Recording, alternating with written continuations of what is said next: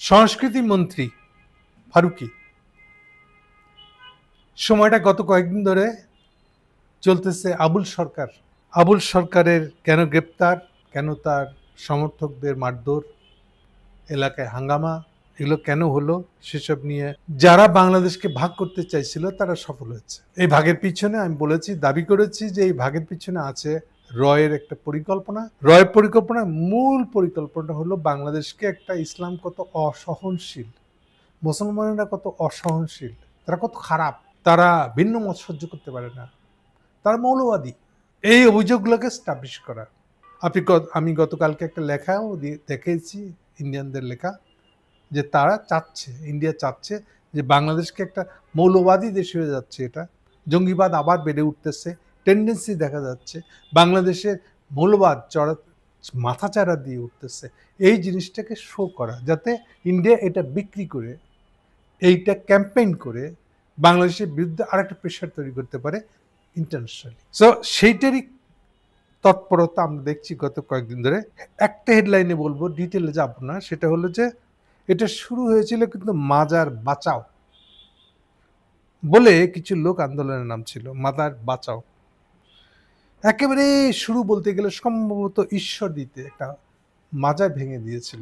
খোঁজ করে দেখা গেল যারা ভেঙেছে তারা নানান রাজনৈতিক দল করে, কোনো মাজার ভাঙার লোক বলতে কেউ ছিল না আসলে, মানে মিন করা যারা একদম, অর্থাৎ এটা পলিটিক্যালি মোটিভেটেড কাউকে দিয়ে ইন্ডিয়ানরা করাইছে।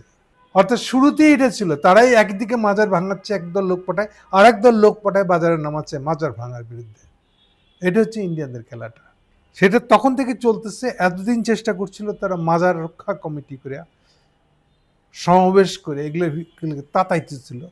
এখন তারা শুরু করছে মানিকগঞ্জের একটা ঘটনাকে দিয়ে। এনিওয়ে, আমার আজকে এখানকার ইস্যুটা হচ্ছে ঠিক ওটার না, ফারুকির একটা মন্তব্য না, তা ফারুকের একটা স্ট্যাটাস, যেহেতু ফারুকি আবার সংস্কৃতি মন্ত্রী, ফলে এমনিতে আপনারা জানেন যে বাংলাদেশে যারা যারা যারা যারা কালচারের সাথে জড়িত, সাংস্কৃতিক কাজকর্মের সাথে জড়িত বলে দাবি করে নিজেদেরকে, আমরা পছন্দ করি আর না করি, তারা একেবারেই অ্যাওয়ার না, অসচেতন যে তারা যে আসলে ইন্ডিয়ার হাতের পুতুল হয়ে ব্যবহার করছে, নিজেদের ব্যবহৃত হতে দিচ্ছে নিজেদেরকে, এ সম্পর্কে তারা আনঅ্যাওয়ার।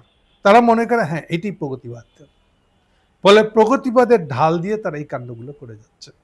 এটা আমাদের এখানকার কমন টেন্ডেন্সি, বোধহয় সেই 51 সাল থেকে বলাটাই বোধহয় ভালো হবে। সো এটাকে আবার জমিদার তন্ত্র হেনতেন, ওদিকে আমি এখন যাচ্ছি না, কিন্তু ওখান থেকে শুরু জিনিসটার। কিন্তু আমাদের এখানে কালচারাল জগৎটা হলো এরকম, ফলে এটা পড়ে পাওয়া ইন্ডিয়ানদের একটা সুবিধা, এদেরকে রক্ষার নামে মুসলমানরা কত খারাপ এই বলে সে একটা ক্যাম্পেইন তৈরি করতে পারে, এমন করে গেছে সারা কাল। হাসিনার 15 বছর তো এটাই জঙ্গিবাদ বলে চালিয়ে দিয়েছিল সে। এনিওয়ে, সংস্কৃতি মন্ত্রী ফারুকী তার ফেসবুকে এটা নিয়ে একটা দুঃখ ভরা কাহিনী লিখেছে,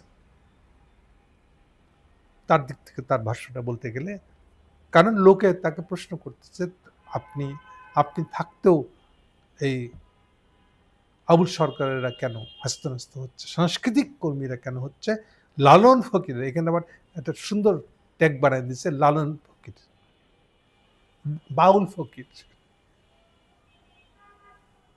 বাউল ফকিরদের উপর অত্যাচার হচ্ছে, এই বলে জিনিসটাকে ট্যাগ দেওয়া হয়েছে। আসলে এই ট্যাগে চলতেছে, ট্যাগ এমনই ট্যাগ, দেখেন টিআইবি, ইফতেখারুজ্জামান, টিআইবি তার কাজ হলো দেশের দুর্নীতি ধরা,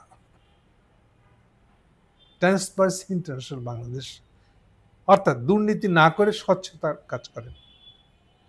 আচ্ছা বলেন তো দেখি, এটার সাথে এই আবুল সরকারের সম্পর্ক কি? বাউল ফকিররা নিপীড়িত হচ্ছে কি হচ্ছে না, এইটা কি দুর্নীতির ইস্যু? অথচ টিআইবির প্যাডে এক বিশাল বিবৃতি দিয়েছে এই ইফতেখারুজ্জামান। কেন প্রশ্ন করেন আর উত্তরটা খুঁজেন। কোথায় কি পাবেন উত্তরটা পাবেন এই জন্য যে ইউনিট সরকার আসার পরে সমস্ত এনজিওদের ফান্ড বন্ধ, তাহলে ওনার চলছে কি করে, তৎপরতা চলছে কেমনে? হ্যাঁ, এখানে পাবেন উত্তরটা। আমি আগে বলেছি, একখানি এক লাইন বলে শেষ করে দেবো। একটা ফান্ড আসতেছে ইন্ডিয়া ঘুরে, আমেরিকান ফান্ড, রয়ের হাত ধরে, ওই ফান্ডের ভাগ পাচ্ছে তারা, ফলে যে লায়াবিলিটি কাভার তাদের পক্ষে কথা বলা। এনিওয়ে আবার ফারুকি কান্ড থেকে সরে যাচ্ছি, আমরা আবার ফারুকির কাছে আসি।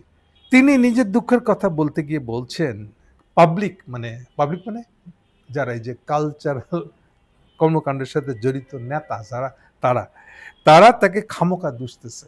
এটা হচ্ছে ফারুকির ভাষ্য। এরপর তিনি বুঝিয়েছেন যে আসলে এটা আমি করি নাই, আবুল সরকারের গ্রেপ্তারের ব্যাপারটা তো স্বরাষ্ট্রমন্ত্রীর ব্যাপার, আমার না। ফলে লিডটা এখানে কার নেতৃত্ব হচ্ছে জিনিসটা, এটা স্বরাষ্ট্র মন্ত্রণালয়। এটাই উনি বোঝাতে যাচ্ছেন যে ফলে এটা আমি করি নাই। এরপরে আরো পরিষ্কার করে কিছু কথা বলেছেন তিনি, যে দেখেন যে কোনো ফৌজদারি পদক্ষেপ বা ফৌজদারি অপরাধের ক্ষেত্রে তার বিরুদ্ধে পদক্ষেপগুলো নেওয়ার লিড কিন্তু স্বরাষ্ট্র মন্ত্রণালয়, এবং এক্ষেত্রে তাই হয়েছে। তবে আবুল সরকারকে পুলিশ গ্রেপ্তার করেছে এটা জানার পরেই ফারুকি সংস্কৃতি মন্ত্রী নিজে স্বরাষ্ট্র মন্ত্রণালয়ের সঙ্গে যোগাযোগ করেছিলেন। তখন সেখান থেকে আমাকে একটা ভিডিও ক্লিপ পাঠানো হয় এবং পরিস্থিতি যে উত্তপ্ত এবং ঝুঁকির দিকগুলো এর মধ্যে কি কি আছে তা ব্যাখ্যা করা হয় আমাকে। তখন আমি বুঝতে পারি যে বিষয়টা একটা বিরাট সংকটের দিকে যাচ্ছে। আমরা যত সাদা চোখে ব্যাপারটা দেখছি, ব্যাপারটা এরকম না। অর্থাৎ তিনি তখন কনভিন্স হয়েছিলেন স্বরাষ্ট্রমন্ত্রীর এই ভিডিও দেখানোতে, যে কোথায় কোথায় কি কি শহরে বিভক্তি এবং দাঙ্গা বাঁধানোর কাজ চলতেছে। এটা দেখার পরে কনভিন্স হন, কিন্তু উনি রিকোয়েস্ট করেছেন মানুষদেরকে যে আইনশৃঙ্খলা পরিস্থিতি আর নিরাপত্তা ঝুঁকির ক্ষেত্রে আমি বা আমার মন্ত্রণালয়ের বিশেষ কোনো ক্ষমতা নেই, কারণ ওটা তো আইনশৃঙ্খলা রক্ষার দায়িত্ব মন্ত্রণালয়, ওই মন্ত্রণালয় স্বরাষ্ট্র মন্ত্রণালয়, এটা তো আমার মন্ত্রণালয় না। ফলে এই সম্পর্কে যাবতীয় সিদ্ধান্ত আমার এখতিয়ার তো স্বরাষ্ট্র মন্ত্রণালয়। এবং উনি এটাও বলছেন যে তিনি মনে করেন স্বরাষ্ট্র মন্ত্রণালয় অত্যন্ত দায়িত্বের সাথে তার কাজ করে যাচ্ছে, কাজে এই সংবেদনশীল বিষয়টা তাদের হ্যান্ডেল করতেছে এবং তাকে আমাদের উচিত সমর্থন করা, এবং আমি তো তাদের সাথে সার্বক্ষণিক যোগাযোগ রাখছি। এখন তাহলে প্রশ্ন হলো, তাহলে ভুলটা কোথায় হচ্ছে? সুনির্দিষ্ট করে বললে ফারুকি সংস্কৃতি মন্দির সাহেবের ভুলটা কোথায় হচ্ছে, এইবার আসে আসল জায়গাটা। আমি বলবো তাকে মনে করতে হবে যে জিনিসটা ঘটনা শুরু মিরপুর 1 নম্বর মাজারে, ওনার ইনভলভমেন্ট কখন থেকে। আমি মনে করে দিই ওনাকে মিরপুর 1 নম্বর মাজারকে কেন্দ্র করে এই যে মাজার রক্ষা কমিটি ওখানে একটা অনুষ্ঠান করছিল, ওই অনুষ্ঠানে উনি নিজে অর্থাৎ সংস্কৃতি মন্ত্রী, আমাদের বাণিজ্য উপদেষ্টা, মানে উনি সংস্কৃতি উপদেষ্টা, বাণিজ্য উপদেষ্টা আর ঢাকার নর্থের মেয়র, এই 3 জনের ইনভলভমেন্ট ছিল ওখানে। তারা খুব উৎসাহের সাথে ওখানে পার্টিসিপেট করেছিলেন। তাদেরকে সব ধরনের সহযোগিতা, অর্থনীতি থেকে শুরু করে লজিস্টিক যা যা কিছু লাগে সব কিছু হেল্প করেছিল। বাণিজ্য মন্ত্রী জানেন উনি ব্যবসায়ী, মানে ওনার দিক থেকে যত ধরনের ফাইন্যান্সিয়াল সহ যত কিছু করা যায় উনি সবটাই করেছিলেন। মেয়র সাহেব কম যান নাই। এবং ওখানকার আয়োজকরা এটাও বলেছেন যতদিন ওয়াকারের যুগ আছে ওনারা তো ওয়াকারের ভরসাতেই যাচ্ছেন, এমনও তারা মন্তব্য করেছিলেন। বলে বুঝতে পারতেছেন কারা তারা। এখানে ওনার যে সংশ্লিষ্টতা, মাজারের পক্ষে দাঁড়ায় বহুত্ববাদ প্রচারের চেষ্টা, দেখানো যে আমরা বাংলাদেশের কত ধরনের বহু মত আছে এবং আমরা প্রশ্রয় দেওয়া উচিত। এটা দেখে মনে হয় যে খুব সিম্পল জিনিসটা, হ্যাঁ মাজার রক্ষার কথা বলছে, কিন্তু এটা আলটিমেটলি তারা যেটা করতেছে সেটা হলো ইটস এ ইন্ডিয়ান এজেন্ডা। আমি বারবার বলতেছি, তারা বলতেছে যে এই মাজার রক্ষাকে কেন্দ্র করে ইসলাম খারাপ, মুসলমানরা খারাপ, এটা দেখানোর চেষ্টা করে। বাংলাদেশি ইসলামপন্থীরা রাইজ করতেছে রাজনৈতিকভাবে, তারা গ্লোবালি এবং ইন্ডিয়ার জন্য, এশিয়ার জন্য এটা বিপজ্জনক। ইন্ডিয়া এটা দেখাতে চায়, আপনি সেটার পক্ষে এটা কাজ করেন, ওদিকে ঠেলে দেন এটা। এখন এই কাজটা এরা অনেক দিন থেকে করছিল। প্রথমে করছিল ইনোসেন্টলি, অন্তত 17 সাল আগে পর্যন্ত। ইনোসেন্টলি মানে এই অর্থে যে ইন্ডিয়ানদের কাজে লাগবে সেজন্য করতেছে ওরকম না। তখন তারা করতেছিল এরকম অর্থে যে আমার লালন কত ভালো। এটা ভুলে গিয়ে আপনি যদি লালনের ঘরে বসে ইসলামকে ব্যাখ্যা করা শুরু করেন, এতে পরিণতি কি হবে? পরিণতি হবে আপনি আরেকটা লালনবাদী ইসলামের ব্যাখ্যা নিয়ে এসে হাজির হইলেন, আপনি আরেকটা ফেরকা। এটাই হবে, আর বেশি কিছু হবে না। তো যে কোনো ধর্মের ভিতরে যেমন অসংখ্য ফেরকা থাকে, আপনি বড় জোর আরেকটা ফেরকা আনবেন, আর আপনি যতই দাবি করেন আমারটাই সহি, তাহলে আপনার সাথে আর একটা ফেরকার ফারাক কি? ও তো মনে করে তারটা সহি, তো নতুন করে আর একটা ফেরকা খাড়া করে, তার ঝগড়া বাঁধার লাভ আছে? সেই কথা উনি শোনেন নাই, কখনো শোনানো যায় নাই। একালে ধরা পড়েছেন উনি কোথায়? রয়রাতে ধরা পড়ে গিয়ে এখন উনি তখনকার কাণ্ড কারখানাকে এইবার জাস্টিফিকেশন দেওয়ার জন্য এই রয়ের এজেন্ডা নিয়ে মাঠে নেমে পড়ছেন। ওটা নিয়ে একটু পরে আসতেছি। তারপরে এখন মনে করে দিই আমাদের ফারুকিকে, এই দিন যে অনুষ্ঠানটা করেছিল ওখানে যে আপনার অংশগ্রহণ ছিল, ওটা থেকেই আপনি আকামটা শুরু করছেন। না, অজান্তে আপনি জানতেন না যে এটার ভিতরে এত আকামের ব্যাপার-স্যাপার আছে। আপনার জানা ছিল না। আমি যতটুকু জানি এটা নিয়ে ইউনূস সাহেবের কাছে আপনাকে জবাবদিহি করতে হয়েছিল। আপনাকে এবং বাণিজ্য মন্ত্রীকে। এবং সে যাত্রা আপনারা দুজনেই, যেটা আপনাদের অজান্তে হয়ে গেছে, এটা আর হবে না। ফরগেট অ্যান্ড ফরগিভ বলে ওটা শেষ করেছিলেন আপনারা। আমি যতটুকু খবর পেয়েছি তাতে জিনিসটা ছিল এরকম। কিন্তু আপনি সে একই কাজ আবার করেছেন। এটা হচ্ছে সমস্যা। যেমন ওই লেখার মধ্যে, ফেসবুকের তার স্ট্যাটাসের মধ্যে আছে, তিনি লিখছেন, আমি লালনকে জাতীয়ভাবে সেলিব্রেট করার সিদ্ধান্ত নিয়েছিলাম। এটার মধ্যে দোষটা কি হয়েছে? দোষটা হচ্ছে এই যে আপনি আবার সে একই গোষ্ঠীর হাত ধরে কাজটা করতে গেছেন। দেখেন, পার্সোনালি আমরা ইসলামকে কিভাবে দেখি, পার্সোনাল পজিশন নিতেই পারি আমরা, কিন্তু আপনি যখন সরকারের অংশ হয়ে যাবেন তখন পার্সোনাল পজিশনগুলোকে লুকায় ফেলা উচিত, ফেলতেই হবে আপনাকে। কারণ না হলে ওটা সরকারের পজিশন হয়ে যাবে, আলাদা করা যাবে না। ওটা কি ইউনূস সাহেবের সরকার, হোল সরকারের পজিশন, নাকি আপনি ওটা পার্টিকুলার ব্যক্তি, সংস্কৃতি মন্ত্রীর পজিশন, মানে ব্যক্তি মন্ত্রীটার পজিশন, এটা আলাদা করা যাবে না। তো ফলে আমাদের বহুবিধ ধারণা, বিবেচনা বোধ, পার্সোনাল যেটা লাইকিংস, সেগুলোকে তো আপনি মন্ত্রী উপদেষ্টা হওয়ার পরে সরায় রাখতে হয়। এইটা তো আপনি বাছবিচার করেন নাই। সো এই কারণে আমার জ্বালা ছিল না, তো আরেকবার বলার সুযোগ করি আপনার, একবার আপনাকে সরি বলতে হচ্ছে এর কারণে। দেখেন, লালন প্রো ইসলামিক না অ্যান্টি ইসলামিক, এই বাড়তি অপ্রয়োজনীয় তর্ক যারা তুলে আনছে এখন, তারা এটা বাজারে প্রথম আনছে এমন না, এটা আগেও করছে। কিন্তু এখন এরা রয়ের ঠিকানাই ঠিকাটা বলি না আমরা, কন্ট্যাক্ট নিয়ে বাজি হয়ে গেছে। কেন? কারণ এর বড় নেতাগুলার রয়ের কাজ করে কি করে আপনারা তো জানেন, অনেকবার বলেছি। রয়ের কাজ করার স্টাইল হলো আপনার উইক পয়েন্ট কোনটা আছে ওটা খুঁজে বাইর করে ওইটাকে নিয়ে আপনাকে ব্ল্যাকমেল করা। এটা হচ্ছে রয়ের কাজের মোস্ট কমন স্টাইল। সো এর যে বড় বড় নেতারা, তাদের পর্নোগ্রাফিক ভিডিও, তাদের সেক্স ভিডিও জোগাড় করা আছে রয়ের হাতে। এইবার ওটা নিয়ে মোসর দেয় আর ওরা নাচতে বাধ্য, নাহলে তো ওইটা বাজারে ছেড়ে দিবে বলে হুমকি দিচ্ছে। তাহলে আপনি কই যাবেন এখন? ফলে আপনি এখন রয়ের কথা শুনে মাজারে গিয়ে হামলা দিবেন, মাজারকে চেতায় তুলবেন, ইসলামের ভিতরে বিভেদ আনবেন, সামাজিক বিভেদ বিশৃঙ্খলা তৈরি করবেন। এমনকি ডিটেলে যাব না, এই যে যেই সরকার সাহেবকে নিয়ে গ্রেপ্তার হয়েছে, সরকার সাহেবের বিশেষত্ব, ওনাকে এখন দাঁড় করানো হচ্ছে, উনি পালাগানের রূপকার, পালাগান। আচ্ছা, কি নিয়ে পালাগান করে? ব্যাকগ্রাউন্ড দেখেন আপনাদের যারা জানেন না তাদের জন্য বলে দিই।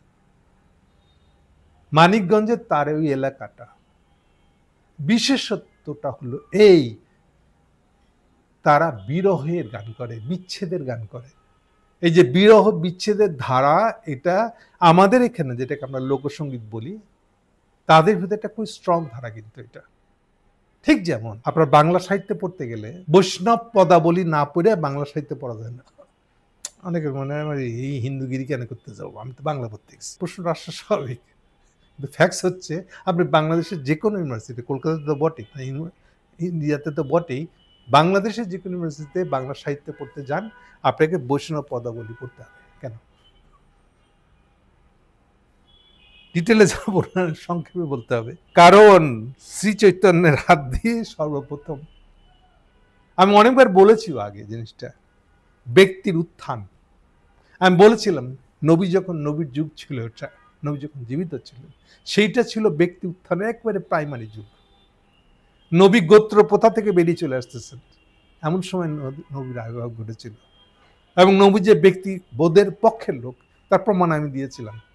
যে দেখেন, আপনাদের সম্পত্তি ডিস্ট্রিবিউশন ল এর ভিতরে, মুসলমানদের জন্য যে সম্পত্তি ডিস্ট্রিবিউশন ল, ওখানে দেখেন ব্যক্তিকে উল্লেখ করা আছে, কোন ব্যক্তি কত পাবে তা বলা আছে। এটা গোত্রপ্রথার সিস্টেম না। গোত্রপ্রথায় ব্যক্তি সম্পত্তির ধারণা নাই। তাহলে ব্যক্তি গোত্রতে কি আছে? গোত্র মানে দূরে ঠেলেন না, কিন্তু আমাদের পাহাড়িরা, ওরার ভিতরে গোত্র প্রভাবটা অনেক প্রবল। আর সমতলীদের তুলনায় পাহাড়িদের মধ্যে গোত্রবাদটা অনেক বেশি থেকে গেছে এখনো। আমাদের সবাই একসময় গোত্র ছিলাম, এগুলো থেকে ভেঙে ভেঙে আমরা এই ব্যক্তিবাদের বা সমতলী হয়েছি যারা, তাদের ভিতরে দ্রুত ভাঙছে, যারা সমতলী না তাদেরটা ভাঙতে দেরি লাগছে। এর বিষয়ে আমি ওদিকে বলবো না। এখন যেটা মূল কথা বলতে চাচ্ছি, ব্যক্তিবোধের উত্থানের যুগ ছিল এটা। এরপরেও দেখেন এই ব্যক্তিবোধের শেষে ১৬০০ বছর হয়ে গেছে, এখনো এটারই শেষ মাথাটা হলো রিপাবলিক। দেখেন কই থেকে কোথায় চলে আসলাম। তাহলে ব্যক্তিবোধ থেকে উত্থানটা হয়, শেষ হয় এটা রিপাবলিক দিয়ে। এটাই আবার ইউরোপে বলে রেনেসা, এনলাইটেনমেন্ট। এটাই রিপাবলিক, শেষে গিয়ে পলিটিক্যাল রূপটা হলো রিপাবলিক। সো হিউম্যান হিস্ট্রিতে এই পর্যায়গুলোকে যদি আমরা মনে রাখি, তাহলে এবার বুঝবো আমাদের এদিকে বাঙালিদের মধ্যে, বাঙালি এই এথনিক গোষ্ঠীর মধ্যে প্রথম প্রেমের ধারণাটা নিয়ে আসছিল চৈতন্য। প্রেমের ধারণা মানে আপনার ভিতরে ব্যক্তিবোধ না আসলে প্রেম নাই। মানে শিওর থাকতে পারেন যে আমাদের আগেকার প্রজন্মের মধ্যে প্রেমের ধারণা ছিল না। প্রমাণ শুনে অনেকে অবাক লাগবে, হ্যাঁ ছিল না। যেমন ধরেন আমাদের ব্রিটিশ আমলে কেন জমিদারেরা বা অবস্থাপন্নরা বাইজির নাচ দেখতে যেত? কারণ বউ আছে ঠিকই, কিন্তু বউয়ের সাথে সম্পর্কটা প্রেমের না। বউয়ের সাথে আবার প্রেম করবো কি? বউ তো কুলবধূ, কুল মানে বংশ রক্ষা করাই ওর কাজ। কেন? প্রেম কথার মানে হলো যার সাথে প্রেম করবেন সে আর আপনি দুজনে ইকুয়াল হতে হবে, দুজনে স্বাধীন হতে হবে, দুজনের স্বাধীন ব্যক্তিবোধে উদ্ভাসিত হতে হবে। যার ভিতরে ব্যক্তিবোধ নাই সে তার সাথে প্রেম করা যাবে না। ও আপনার মতন ইকুয়াল হতে হবে, তাইলে না প্রেম হবে। এই কারণে শিরিষ বরাত, হীর রাঞ্জা, যত পুরনো দিনে দেখুন প্রেম কাহিনী পাবেন, দেখবেন যে এটা শেষ হয়েছে, যেটা বাস্তবায়ন করা যায় নাই এই দুনিয়াতে। কেন? কারণ এই দুনিয়া রেডি হয় না ব্যক্তিগত দিক থেকে। এই জন্য তো শেষ হচ্ছে, দেখবেন দুজনের জড়াজড়ি করে পানিতে ডুববে বোঝা যাচ্ছে। এই দুনিয়া হলো না, আর এক দুনিয়া, ওই দুনিয়াতে গিয়ে প্রেম হবে, এই বলে শেষ হয়ে যাচ্ছে ওটা। সো ব্যক্তিবোধের বিকাশ একটা ইম্পর্টেন্ট ফ্যাক্টর। তাহলে এইবার ব্যক্তিবোধ তাহলে আসেন যে প্রেম যখন আসবে তখন এর আরেকটা পার্ট হচ্ছে বিরহ, বিচ্ছেদ। প্রেম যত মজা, বিরহ তত তাদেরকে ফেস করতে হবে, ভোগ করতে হবে। এর উল্টা দিকটা হলো, কাউন্টার দিকটা হলো বিরহ। এইবার এই বিরহের কবি হলেন আসলে আবুল সরকার। কিন্তু ওকে টেনে আনলো কে? লালন ফকির ফাকরাতে নিয়ে আসলো কে? ওটা একটু খোঁজ করেন, তাহলে বুঝতে পারবেন যে লোকটা ছিল আসলে বিরহের, বিচ্ছেদের গান গাওয়া লোক। এটা বাংলাদেশে খুব কম গ্রামে আছে। এটা মানিকগঞ্জে এই ট্র্যাডিশনটা বজায় আছে এখনো।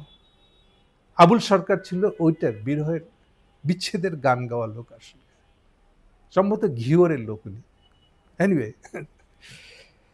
আমি অনেক দিকে চলে গেছি, কিন্তু এই দিকগুলো যদি খেয়াল না রাখেন তাহলে কোত্থেকে কে কোন দিকে আপনাকে ডেকে নিয়ে যাচ্ছে আপনি ফারুকিতে বুঝতে পারবেন না। আপনার অপরাধটা হয়েছে যে আপনি এগুলো সম্পর্কে খোঁজ খবর না রেখে কাদের সাথে চলতেছেন, কারা আপনাকে ডেকে নিয়ে যাচ্ছে, কারা আপনাকে লালনবাদী হইতে বাধ্য করতেছে, লালনবাদী সুরক্ষার কাজ করতে যাচ্ছে। বাবা অলরেডি লালনবাদীরা একটা আকাম করে ফেলছে। লালনবাদী ইসলামের ব্যাখ্যা দিয়া এর খামোখা আরেকটা ফেরকা বানাইছে ইসলামের। ফলে আপনি যখনই লালনবাদকে দিয়ে সরকারি মন্ত্রী অবস্থা থেকে একে প্যাট্রোনাইজ করতে যাবেন, তখন সমাজের নানান ধরনের ইসলামী ফেকরা ওটা আপনার বিরোধিতা করবে। তো এটা যারা আগেই বানায় রাখছে আর এখন এই ফেকরাকে, এই ফেরকাটাকে ব্যবহার করাচ্ছে রয়ের পায়ে পূজা দেওয়ার জন্য, এবার বুঝছেন আপনি কোন ফাঁদে পড়ছেন। সো আপনি ইনোসেন্ট, ডেফিনেটলি আপনি এগুলো জানতেন না, কিন্তু এগুলো না জেনে করাটাও যে আপনাকে মাফ করে দিবে তাও তো দেওয়া যাবে না। সো এই হলো আপনার সমস্যা। Thank you.